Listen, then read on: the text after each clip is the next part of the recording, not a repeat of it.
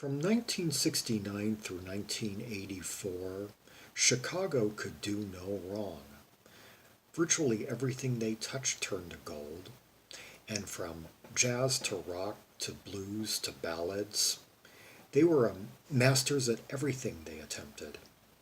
And in 1976, they released their 10th album, 8th studio, 10th overall, and covered a whole range of styles, and one of them was the lush orchestral balladry of the Robert Lamm composition, Gently I'll Wake You.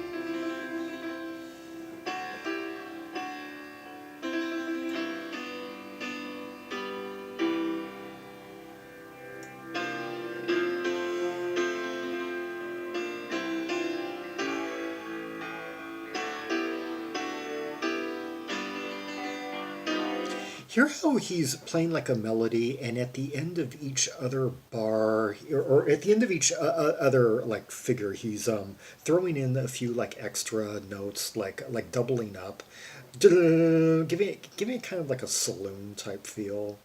Even though this is much more like contemporary than that.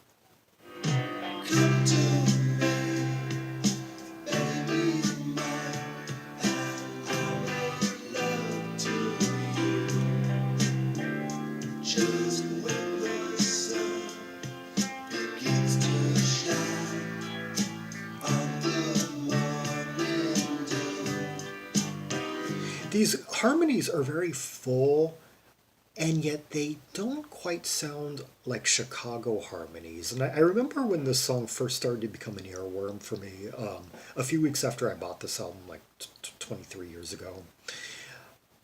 I started to think of this song, or this song started popping in my head, and I was thinking, now, who is that again? Because back in those days I was buying like 10 albums a week. I was thinking, what of the recent albums is that? Oh, and then when I finally and then when I played this album again a few days later, I was like, oh, that.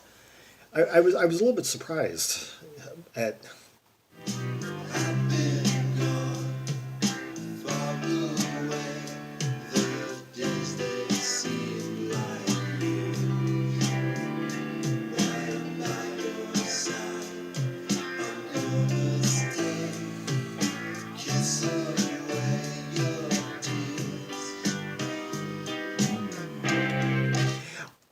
My first ever description of this song when I was on the Chicago forums back in 1997 was I described it as I I began.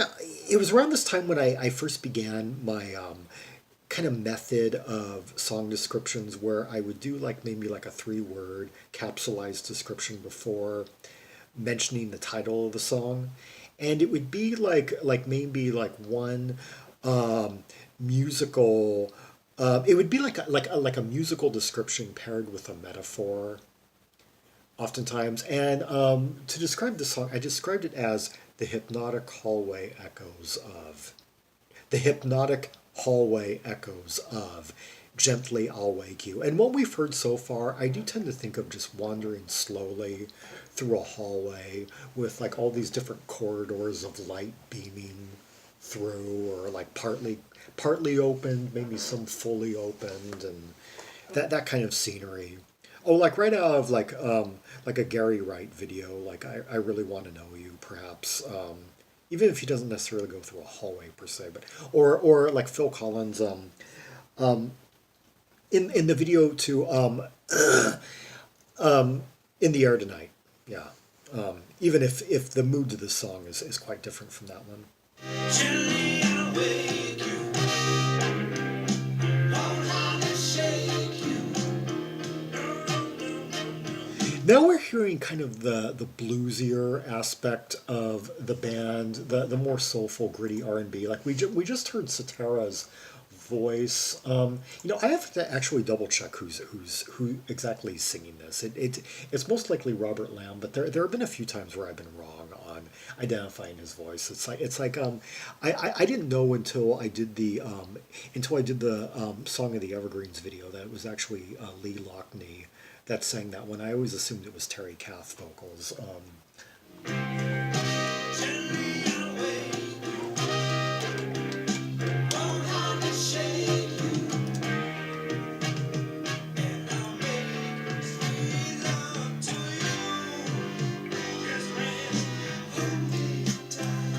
Okay, it's Robert Lamb. Yeah, just as I originally thought. Doing a bit of a different voice than he often does.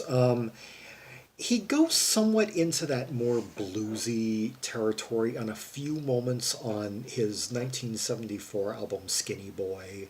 He explores that a little bit. Actually, the mainstay of that album was Anglo pop. As a matter of fact, a lot of the music reminded me of David Werner, who I'm going to have to be doing a video about pretty soon. Oh, it's just that mid '70s kind of lush, almost trancy type vibe. But he also gets kind of gospely. I mean, it has another version of the track "Skinny Boy," of course, like where once it got the title uh or no yeah, that was on that was also recorded for Chicago 7.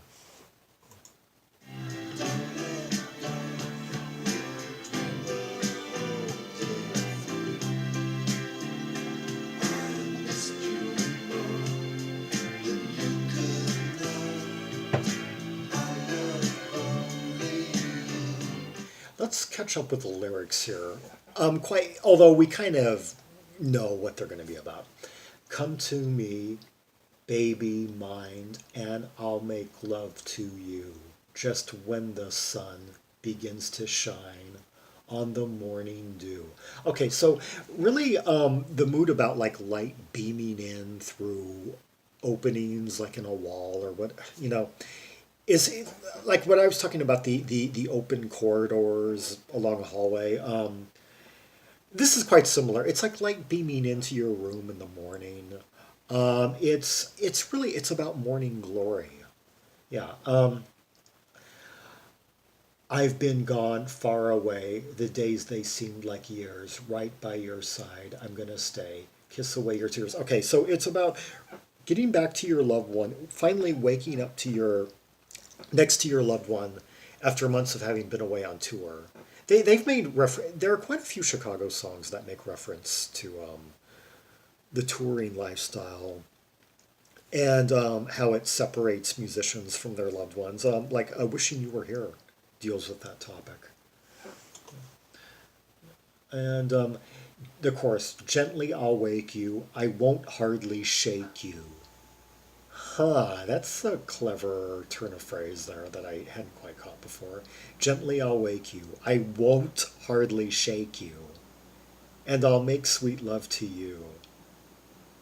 I never knew it was I won't hardly shake you.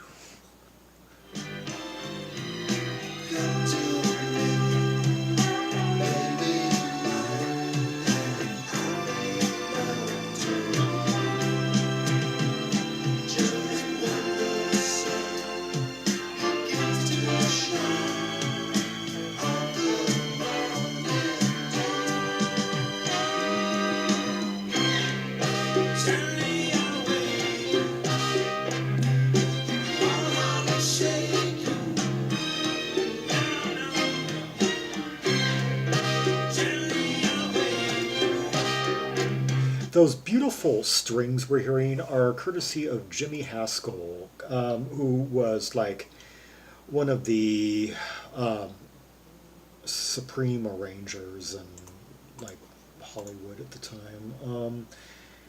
Who did, let's see, I am going to have to look up his lengthy list of credits, but I'm sure it goes back to, well, the 1950s anyway. Oh, goes back to 1961, Love in a Goldfish Bowl. That was his first album. Pull it up on Discogs in a minute.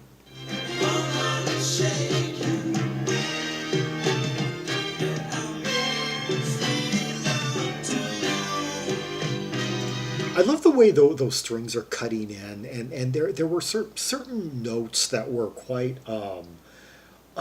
playing against the chords that were being laid out by the band. I swear, like some abrupt, maybe like some sevenths were being thrown in to the music that the band weren't playing. It was by the strings, like.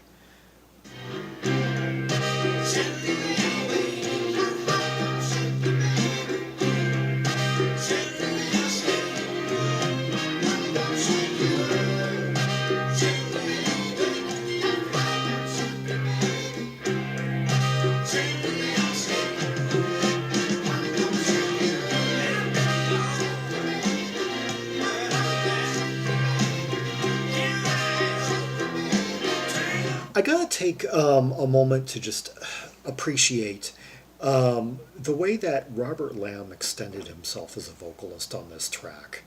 This being near the end of his very prominent role in the band. Like the next album would have a couple of Lamm compositions, and the one after that, Hot Streets, would pretty much be the swan song of Lamb's kind of frontline role in the band.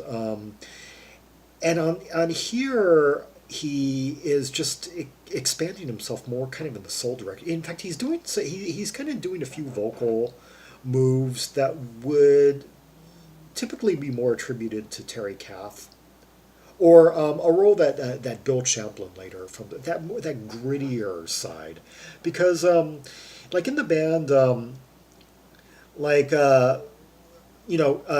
Cetera was like always the tenor, the high voiced falsetto. Kath was the alto, like the deep throated, more bluesy singer, and Robert Lamm the mezzo, more the just kind of forthright, like mid range, like pop rock guy, and and here he's kind of almost like giving Kath kind of like a run for his money in certain aspects.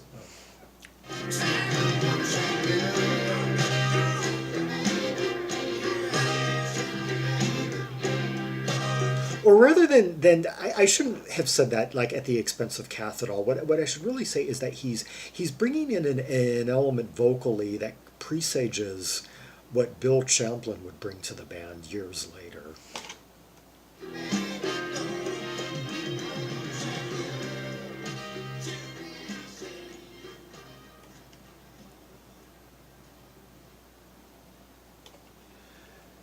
Oh God, wonderful deep cut by Chicago off the album 10, also known as the Chocolate Bar album cover.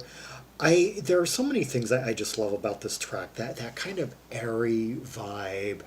It's got that like gentle C tonality with those rich full harmonies. Different. It's got that chorus with the slight change in cadence. Like it just tenses up slightly but remains slow. There's a slight change of mood during the chorus, because the chorus is when it gets a little bit more erotic, because the verses are about longing, about appreciating being back in the presence of your loved one, whereas the choruses are about making love, about finally, getting down to some things that they've been missing between one another. And you hear different voices coming in, complementing the whole vibe of it all. You hear a little bit of Cetera just peeping in. You hear some of the other voices in the band, perhaps like Kath, obviously, and perhaps some Pankow and Loughnane. Yeah. Yeah, I just learned how to pronounce that one finally, I guess, when I did the last video, because and like a whole bunch of us were wrong, yeah, about that pronunciation. And it's just it also brings in certain influences that hadn't really been attributed to Chicago before. I'm hearing elements of like the lighter, kind of more airy aspects of what was coming out of England at the time. I'm hearing certain sonic elements, certain arrangement touches that could be attributed, say, to the Alan Parsons project, or like the production of Jeff Wayne, or like Alan Parsons, or that other guy.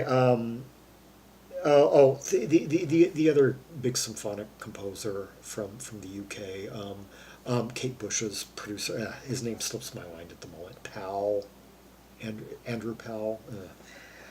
Yeah. And Robert Lamm, of course, brought some of that English influence into the band because I think Robert Lamm may have been hip to some of the stuff that was coming out of England that wasn't necessarily breaking through in the States. Like on the album Skinny Boy, there are quite a few tracks. I mentioned David Werner as an influence. David Werner was very much influenced, so it seems, by Steve Harley, and by some of the more ballady moments on like 1972 to 1974 era Bowie, um, and perhaps like artists more in the vein of like Al Stewart. Um, Alan Parsons' Project hadn't yet premiered in 1974, so I'll take them off. But like you basically get the idea. And I think that Robert Lamm was influenced by that on Skinny Boy, and he was bringing it into the band, and it kind of came through, and that's another reason why I think it was those musical elements that had me kind of surprised that this was a Chicago song when it first started to catch on in my head. Anyway, Chicago, one of the greatest American bands of all time, and certainly one of the most deservedly heard in their own time. And it's up to us to make sure that their entire catalog gets, a fair airing, on a recurrent basis. And there's been a lot of activity lately keeping their legacy alive. There's that band out of Russia who have uploaded a bunch of videos doing very authentic covers of throughout their catalog. And there have been some singers, like the vocal coach, and that one beautiful young woman from Russia just did another, just done a few covers by them. Anyway, I'm pretty sure you know the people I'm talking about, even if the names all kind of escape me right when I need them most. Um, for more rubies and sapphires from the catalog of Chicago, see the directory of albums by American uh, jazz pop and blue-eyed soul artists linked in the description below. For reds and purples from the catalog of Chicago from 1969 up through 1988, as well as like-minded artists, like America, Steely Dan, Hall & Oates, Todd Rundgren, yeah, Billy Joel, the list goes on and on. Blood, Sweat and Tears, Ten Wheel Drive, The Sons of Champlin, the whole like West Coast AOR scene. And like and subscribe, and follow me on social media to know when the next video is coming out. And leave a comment on any observations you have about this particular track, things you might know. Maybe you know a backstory. Maybe there are certain musical nuances that I didn't pick up that you would like to comment on. And till next time, this is Zaragon, the world's most ear-traveled tram maximalist, signing off.